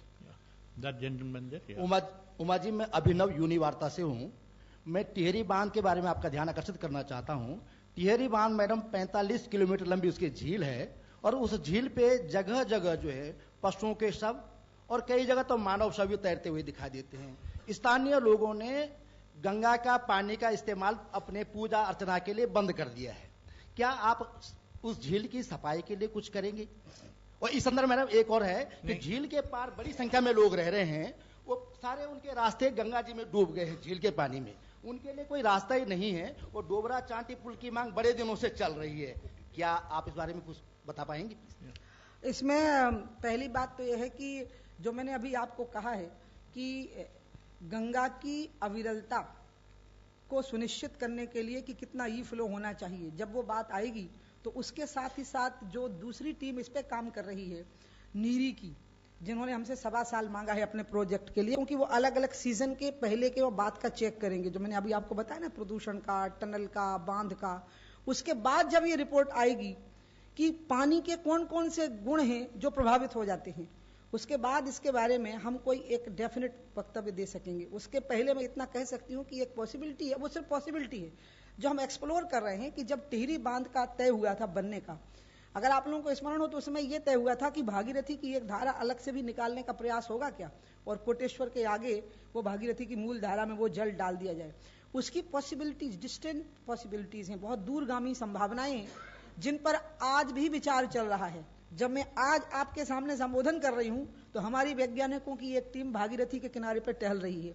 असल में हम गंगा के बारे में बोल कम रहे हैं, क्योंकि हम ये सोचते हैं कि माँ अपना काम स्वयं करेंगी, और इसलिए आज वो टीम इसी के लिए टहल रही है। और शायद आज वो टिहरी पर ही, और टिहरी से थोड़ा आगे बढ़ गई होगी वो वैज्ञानिकों की टीम, और वो इसी चीज को देख रही है जिसके बारे में आप सवाल कर रहे हैं। नहीं, please give others also a chance, please. Hello madam. या प्लीज आस्क योर क्वेश्चन। मेरा क्वेश्चन ये है उमा जी से। हाँ जी, मेरा क्वेश्चन ये है आपसे कि आपने जो है नदियों के विकास के लिए जो योजनाएं चलाई, उसके साथ में आपने बीच में कई मौके पे कहा कि विलुप्त नदियां, खासकर ये सरस्वती को, कि उसको भी हम खोजेंगे। लेकिन विशेषज्ञों का मानना है कि नदी खोजने के बजाय जो विलुप्त होने के कगार पर नदियां हैं पहले उन पर ध्यान दिया जाए। ये बात वैसी ही है जैसे कि जवान आदमी को जवान रखा जाए और बूढ़ों को मरने दिया जाए, और जो मर गए उनके शवों को सड़ने दिया जाए। हमें तीनों के लिए काम करना पड़ता है। जो नदियां सूख चुकी हैं, आपको पता है वो नदियां कहां सूखी हैं? जहां आज भी पानी की कमी है। तो सूखी हुई नदियां, नीचे चली गई नदियों को अगर हम रिचार्ज कर देते हैं तो वहां कितना बड़ा पोटेंशियल बढ़ेगा इरिगेशन का और एग्रीकल्चर का। उस दृष्टि से कितना लाभदायक होगा, क्योंकि वहां पानी की कमी है। उसी दृष्टि से हम सरस्वती को देख रहे हैं, और हम बहुत सारी नदियों को, मेरे यहाँ सबसे सुंदर संस्था जो इसमें काम कर रही है, ग्राउंड वाटर बोर्ड, मैं तो कभी कहूंगी कि आप लोग अलग से किसी दिन अगर मुझे अवसर मिलेगा, मैं कोई मौका ऐसा लाऊंगी कि मैं आपको उसका प्रेजेंटेशन करूंगी। कितनी नदियां हैं जो सूख गई हैं, और वो जहां सूखी हैं वहां दूसरा पोटेंशियल ही नहीं है इरिगेशन का। जहां पर पोटेंशियल है, जो नदियां खराब हो गई हैं वो दूसरी जगह पर हैं, और जहां नदियां सूख गई हैं वहां पानी है ही नहीं। मतलब अगर हमने उन नदियों को, मैं सरस्वती का नहीं कह सकती हूँ, मैं ये नहीं कह सकती हूँ कि सरस्वती वैसी ही बहेगी जैसी गंगा या यमुना बह रही है, नहीं। जहां मिल जाएगी वहां पर अगर हम वाटर टेबल को ऊपर ला सकेंगे तो आप सोचिए तो कि उसके किनारे, जिसमें गुजरात है, राजस्थान है, हरियाणा है, इन राज्यों के वो हिस्से हैं जो सूखे से प्रभावित रहते हैं, वहां कोई दूसरी नदी ही नहीं है, उनके कितने पोटेंशियल बढ़ेंगे। आपको इसको इस नजरिए से देखिए। Please ask your question. Uma ji, मंत्री बनने के पहले आपने धारी देवी का मुद्दा बड़े जोर से उठाया था, बड़ा लंबा मुद्दा चला था। अब वहाँ पर क्या स्थिति है? क्या धारी देवी की प्रतिमा, मूर्ति को फिर से स्थापित करने के लिए क्या तैयारी है, और मंत्रालय क्या कर रहा है परियोजना को लेकर के? बहुत बहुत धन्यवाद, आपने बहुत सुंदर प्रश्न किया। आपके कई प्रश्नों में वो बातें आ गई हैं जो हम प्रेजेंटेशन में नहीं कह सके, या मैं अपने क्या बोलते हैं उसको, ओपनिंग रिमार्क्स, खुले हुए उद्बोधन में जो हम नहीं कह सके, वो आपके इस सवाल के जवाब में मैं कह सकती हूँ। धारी देवी में मैं पुजारियों से हार मान गई। 16 जून को अचानक पुजारियों ने मूर्ति उठा करके अलग रख दी, और मैं मानती हूं पुरानी मान्यताओं से, जब हम मंदिर को मानेंगे तो मान्यता को भी मानना पड़ेगा। तो इसलिए मैं मानती हूं कि जहां का मंदिर होता है वहां के पुजारी ने जो फैसला किया, फिर आप उसमें कुछ बोल नहीं सकते। और उत्तराखंड की परंपरा यह है कि 2-3 गांव उसके आसपास के होते हैं, और वो उसी मंदिर के लिए समर्पित होते हैं वहां के पुजारी, और वो ही वहां की मान्यताएं तय करते हैं। किसी की हिम्मत नहीं थी कि धारी देवी की मूर्ति को वहां से उठा सकता, लेकिन जब पुजारियों ने उठा लिया और दूसरी जगह उसको रख दिया, उसके बाद फिर उमा भारती तो नहीं बोल सकती थी, क्योंकि फिर पुजारियों का ही वो अधिकार था। Please ask your question. Uma ji, Madhurendra, मैं न्यूज नेशन से हूँ। मेरा सवाल दिल्ली में यमुना को लेकर है। आपने कहा कि यमुना को साबरमती की तरह इसके फ्रंट को विकसित किया जाएगा, लेकिन स्पेसिफिक सवाल इस बात को लेकर है कि यमुना में जो आप फ्लो की बात कर रही हैं कि नदी की नेचुरल धारा को तभी बनाया जा सकता है जब उसमें अविरलता हो। जो बेसिक पानी है पीने के लिए, वो भी हरियाणा की तरफ से दिल्ली की यमुना में नहीं आता। दूसरी चीज इसकी साफ सफाई को लेकर है, तो पिछली सरकारों ने 20,000 करोड़ रुपया खर्च किया है, लेकिन यमुना कैसी है वो आप जानती हैं। और तीसरी बात इंक्रोचमेंट को लेकर है कि दिल्ली में सरकार के नाक के नीचे यमुना का इंक्रोचमेंट फ्रॉम मतलब आप देखिए एंट्री पॉइंट से लेके एग्जिट पॉइंट तक है, लेकिन प्रशासन काम नहीं कर रहा। क्या मंत्रालय क्या कर रहा है और कैसे आप आश्वस्त कर सकती हैं कि साबरमती की तरह यमुना हो जाएगी? आपने बहुत महत्वपूर्ण सवाल किया और मैं अभी उत्तराखंड गई थी और यमुना के विषय पर भी बात हुई। और एक और सवाल जो टिहरी के बारे में आया था, जब वहाँ के मुख्यमंत्री महोदय के साथ मेरी बैठक हुई, क्योंकि गंगा और उसकी सहयोगी नदियों का जो फाउंटेन हेड है वो उत्तराखंड है और इसलिए उत्तराखंड सरकार के साथ में अपना पूरा विभाग लेके गई। हमारे सचिव महोदय गए, हमारे सभी महत्वपूर्ण जो हमारे मिशन गंगा के ज्वाइंट सेक्रेटरी गए और ऐसी योजना में लगभग हर राज्य में पहुंचने की बना रही हूँ 5-6 महीने में कि हम अपना पूरा डिपार्टमेंट लेकर के उस राज्य में पहुंचेंगे और वहाँ के प्रॉब्लम्स को हम वहीं सॉर्ट आउट करेंगे। उसमें यमुना की भी बात आई और यमुना में पानी कैसे छोड़ा जाए और इससे इरिगेशन पोटेंशियल प्रभावित ना हो, क्योंकि यमुना से हरियाणा और उत्तर प्रदेश के लिए नहरें निकली हैं। सिंचाई की क्षमताओं को प्रभावित किए बगैर यमुना में एक धारा ऐसी चले जो प्रयाग तक जा सके, इसके लिए वहां हमारी जो बैठ करके बात हुई है, कुछ और नए बांधों का वहां पर प्रस्ताव है। इसके अलावा जब संतों का मार्च हुआ था, अगर आपको स्मरण होगा यमुना के लिए, उस समय पर यह बात आई थी कि अभी जो वर्तमान में यमुना हमें देखने को मिलती है ये हिंडन नदी का गंदा पानी जो नालों से लेके आता है या नालों का पानी है, क्योंकि जो हथनी कुंड पर जो पानी छूट रहा है वो थोड़ा आगे जाके समाप्त हो जाता है। उस समय पर पूर्व जल संसाधन मंत्री जी ने एक आश्वासन दिया था सबको और रोका था और सबको वापस लौटाया था। उसके बाद राज्यों ने अपनी सहमति दी थी, हरियाणा ने और उत्तर प्रदेश में, कि वो इसका कोई निदान निकालेंगे। अभी उत्तराखंड के मुख्यमंत्री जी से जब मेरी बात हो गई तो मुझे रास्ता मिल गया अब आगे का। अब कुछ समय के बाद मैं हरियाणा और उत्तर प्रदेश के लोगों से, उनके राज्यों से इस पर सहमति हम लेंगे कि यमुना के लिए एक ई फ्लो कैसे सुनिश्चित किया जाए और उनकी सहमति के बाद वो ई फ्लो जब हम सुनिश्चित करेंगे तो मैं फिर उसी को रिपीट करूंगी कि अविरलता और निर्मलता के मेजर्स एक साथ लेने होंगे। हम गंदगी साफ कर देंगे अभी की तो नदियां सूख जाएंगी, क्योंकि मूल धारा में पानी ही नहीं बचेगा, क्योंकि जो पानी है वो तो गंदा पानी है। इसलिए हमें साथ में ये व्यवस्था सुनिश्चित करनी होगी कि मूल धारा में एक सुनिश्चित मात्रा में पानी आवे और दोनों की रिपोर्ट मुझे लगता है हमको मिलने में लगभग 3 महीने और लागू करने में लगभग 6 महीने लगेंगे। उमा जी, आनंद इंडिया टीवी से। आनंद इंडिया टीवी से मैम, 2 अक्टूबर को देश भर में स्वच्छता अभियान शुरू किया जा रहा है। ये जानना चाहेंगे कि 2 अक्टूबर से लेकर 31 अक्टूबर तक जब तक ये अभियान चलेगा, ऐसे में आपका और आपके मंत्रालय का क्या रोल रहेगा और क्या प्लानिंग रहेगी, क्योंकि बड़ी जिम्मेदारी। ब्यूटीफुल, आपने बहुत अच्छा सवाल पूछा। कल से नवरात्रि लगी है ना, तो मैंने कल शाम को नहाने के बाद घट स्थापन करके, आप यकीन करो, मैंने सबसे पहले अपने ही घर की सफाई करवाई, पूरे प्रेमिसेस की, और मेरे अपने घर के स्टाफ के और पूरे लोग मेरे साथ घूम रहे थे, हम सारे कोने साफ कर रहे थे। और अब आज के बाद से हमारे मंत्रालय के बहुत विंग हैं, हमारा मंत्रालय बहुत विस्तृत है, मैं हर विंग में एक दिन जाने वाली हूं सफाई करने के लिए। और जो गंगा की बात है वो तो लगभग चल ही रही है। हम निर्मल गंगा अभियान, निर्मल यमुना अभियान, इस पर तो हम लगातार लगे ही हैं। तो मैंने पहली शुरुआत अपने घर से करी। आप यकीन नहीं करोगे, मैं रात को 11 बजे अपने घर का ईशान कोण साफ कर रही थी और हमारे पूरे घर में काम करने वाले लोग परेशान थे कि मैं ये क्या कर रही हूं। अब वो भी नहाने के बाद कर रही थी और अच्छी तरह से सफाई कर रही थी और वहां गंगा जल रख के आई और एक दीपक जला के आई कि चलो निर्मल भारत अभियान हमने शुरू किया।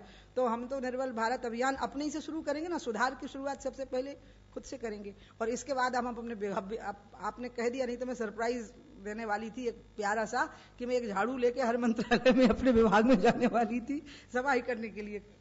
प्लीज। जो माननीय मंत्री जी ने रात 11 बजे किया, वो हमने कल अपने मंत्रालय के तीनों चारों जहां स्थापित हैं सुबह 9:45 से शुरू कर दिया था और वो सफाई के फोटोग्राफ्स हमारे प्रशासन में हैं। यदि आप कभी मंत्रालय में आएंगे, विजुअल प्रूफ आपको दिखा देंगे कि वाकई सफाई हुई है। प्लीज आस्क यू है। हेलो, मैं हिंदुस्तान टाइम्स से हूँ। धन्यवाद आपके प्रस्तुतिकरण के लिए, इसकी हमें प्रतीक्षा थी जो इस विषय को देखते हैं। गंगा में प्रदूषण के कई स्रोत हैं, एक औद्योगिक और जी गंगा में प्रदूषण के कई सोर्सेज हैं, तो एक स्रोत धार्मिक प्रथा जो है वो भी हैं। तो क्या आपको लगता है कि ये एक संवेदनशील विषय है? लोगों को कैसे, जो धर्मगुरु हैं उनको आप कैसे इस विषय में? ब्यूटीफुल क्वेश्चन है, मैं उत्तर दे सकती हूँ।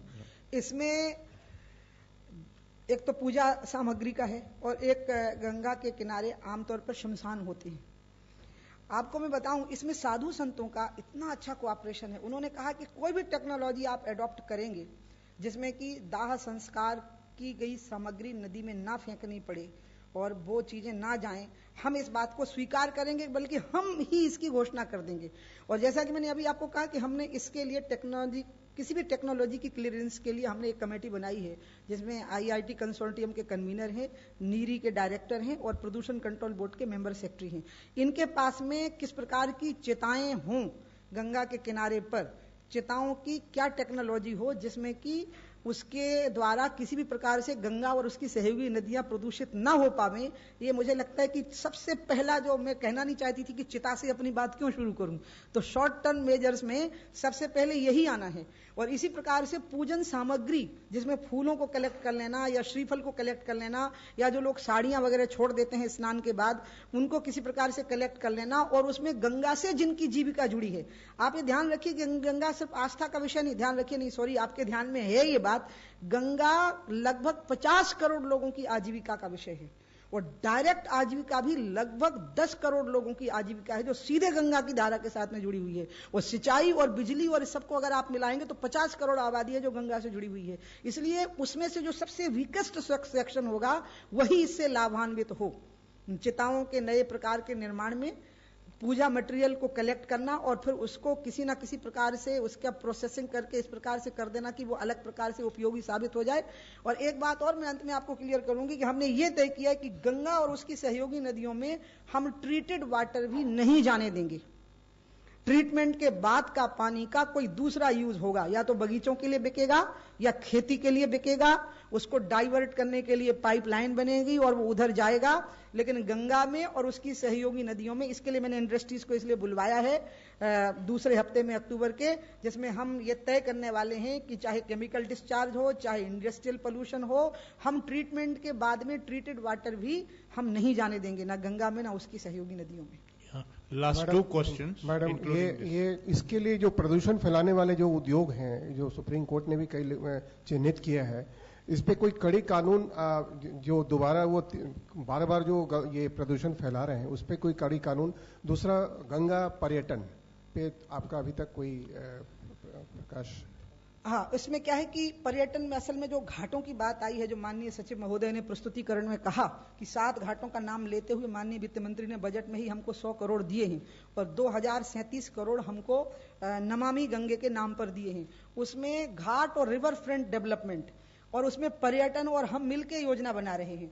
और जो बात आपने कही है इसके बारे में कि हाँ, ये जो है, देखिए इसमें एक बड़ी सुंदर बात में आपको, आप यकीन करिए, हमें इंडस्ट्री ने अप्रोच किया और सबसे खतरनाक इंडस्ट्री जो गंगा के लिए थी, ट्रेनरी और स्लॉटर हाउस, उनने कानपुर से हमें अप्रोच किया है कि हम चाहते हैं कि इसका निराकरण हो जाए और हम आपका इसमें सहयोग करें। और बहुत जल्दी वो मुझे मिलने के लिए आने वाले हैं। और जो बात इन्होंने कही थी कि जब मैं गंगा अभियान में जुड़ी थी तब क्या हुआ था, उस समय ये लोग मुझे मिले जब मैं कानपुर गई थी, और सबने, ट्रेनरी जो स्लॉटर हाउसेस के जो लोग थे, उन्होंने कहा कि हमारी ये योजनाएं हैं, हमें राज्य सरकार से थोड़ा सहयोग चाहिए और कुछ केंद्र सरकार से चाहिए। आज भगवान की दया से मैं उसी जगह पे बैठी हुई हूँ जहां मैं केंद्र सरकार से उनका सहयोग कर सकती हूँ और राज्य सरकार से भी मैं निश्चित रूप से सहयोग मांग लूंगी और वो देंगे। तो मुझे लग रहा है कि उनको कड़े कानून की जरूरत नहीं पड़ेगी, क्योंकि वो स्वयं तैयार है इसके लिए कि इसका रास्ता निकले। क्योंकि मैंने उनको कहा कि अगर नदी नष्ट हो गई तो तुम्हारा क्या होगा, ये सोचो। इसलिए नदी को बनाए रखते हुए अपने काम करो, इसके रास्ते निकालो। और इसमें उनका इतना सहयोगी रुख है कि एक्ट की बात कभी आएगी तो आएगी, उसके बाद में कभी बाद में विचार होगा। अभी ऐसी कोई बात हमारे सामने नहीं है। प्लीज मैम, एक ही जैसे सवाल लेकर आप शायद बोर हो गई हूँ, मेरा सवाल थोड़ा सा अलग है। ऐसे समय में जब प्रधानमंत्री यूएस के दौरे पर आए हैं, वहाँ के कोर्ट ने उन्हें समन इशू किया है, आपका रिएक्शन? मुझे ये विषय वस्तु से बाहर का है असल में। प्लीज। मेरा नाम सचिन बुधौलिया है, मैं यूएनआई से हूँ। मेरा सवाल ये है कि ये जो गंगा रिवर बेसिन अथॉरिटी है, ये आपके मंत्रालय के पास में कब आई और इसके पहले इसका काम कैसे हो रहा था? ये मेरे पास 3 चरणों में आई। 1 अगस्त को एक नोटिफिकेशन आया, फिर उसके बाद दूसरा 18 को आया और तीसरा अभी 5 दिन पहले आया। और मेरे प्रधानमंत्री ने मेरे सामने कोई कसर ही नहीं छोड़ी। अब सारे अधिकार जल संसाधन मंत्री को गंगा मिशन उसके अंदर समाहित करके दे दिए गए हैं, गंगा के विषय में निर्णय करने के, बैठक बुलाने के। और हमारे सचिव महोदय बहुत जल्दी स्टीयरिंग पावर कमेटी की बैठक बुलाने जा रहे हैं जो उनके नेतृत्व में है, और उसके बाद हम बहुत जल्दी गंगा रिवर बेसिन अथॉरिटी की बैठक बुलाएंगे। तो लेकिन मैं एक बात आपको बता दूं कि भले ही वो 1 अगस्त को आई हो गंगा जल संसाधन में और उसकी सहयोगी नदियां, लेकिन इसके पहले भी हम ऐसे ही काम करते रहे। जैसे मान लो गंगा हम सबके पास है, जिसमें पर्यावरण मंत्रालय है, पर्यावरण मंत्रालय, पर्यटन मंत्रालय है और शिपिंग मंत्रालय है, और वित्त मंत्रालय के भी जहां जहां हमको सहयोग और संरक्षण की जरूरत पड़ी वो करते रहे। और साथ में आप यकीन करिए माननीय कोर्ट का जब मैं आदेश पढ़ती हूं तो उससे भी हमारा हौसला बढ़ा।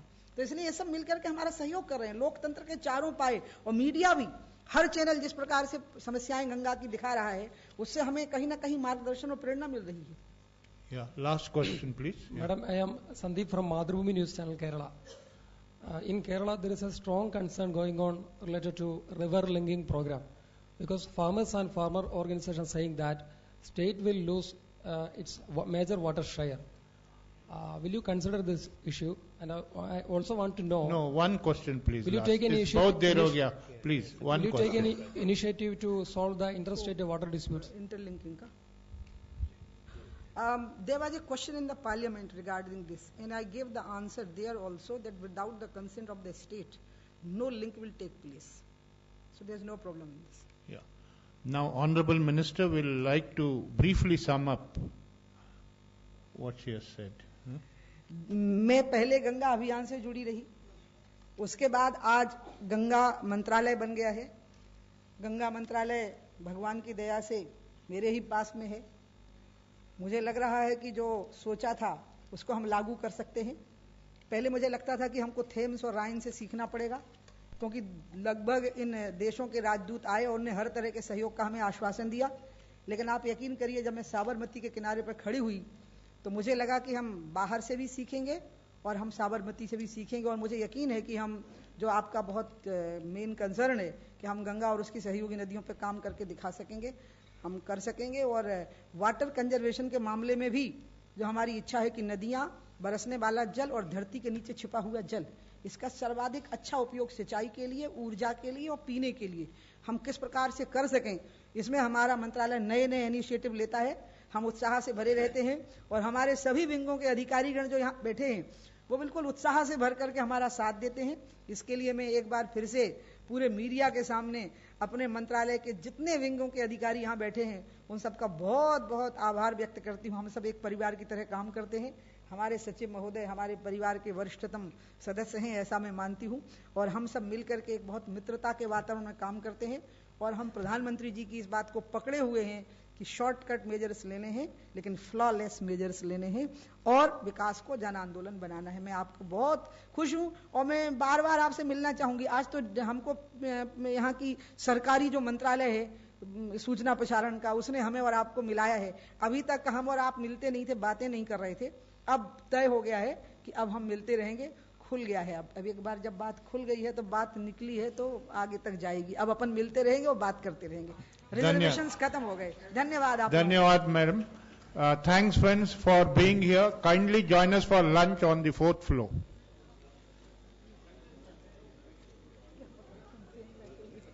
Thank you madam, बहुत अच्छा था। I think it was, नहीं you spoke, I think I don't know where the butterflies were. You too good you are.